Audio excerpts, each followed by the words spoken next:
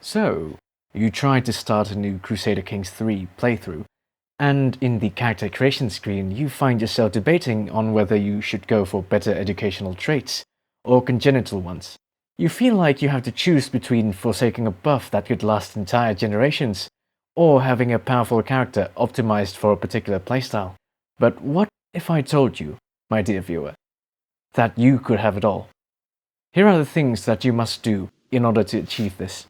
First, you should slide your age down to 6 years old. This is actually an optimal age for you to start since it cuts down on the point usage and lets you add all 3 congenital traits required for strengthening your bloodline and 2 powerful optional ones which are pure blood and fecund.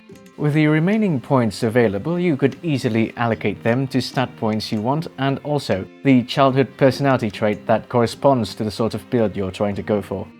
A major advantage of starting at this age is that you could cut down on the penalty of cultural acceptance if you play as a different culture to your liege or ones you rule over by learning languages. It also helps that between the age of 6 to 16, your character can earn up to 4 more skill points from the guardian you choose. Although meeting peers is also an advantageous decision you could go for, I really suggest not doing this unless you have vassals beneath you or are a vassal to a lord. Don't do this if you are the only child in your realm. You just waste money and perhaps cause permanent emotional scars to your character.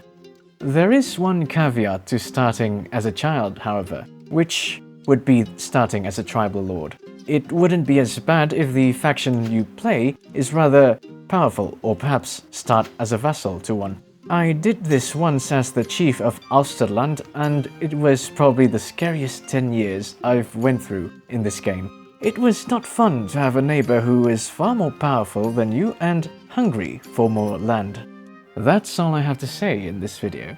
I hope it helped you optimize your newest Crusader Kings 3 playthrough, and if it did, I'd really appreciate it if you'd hit that subscribe button, and as always, have a good time.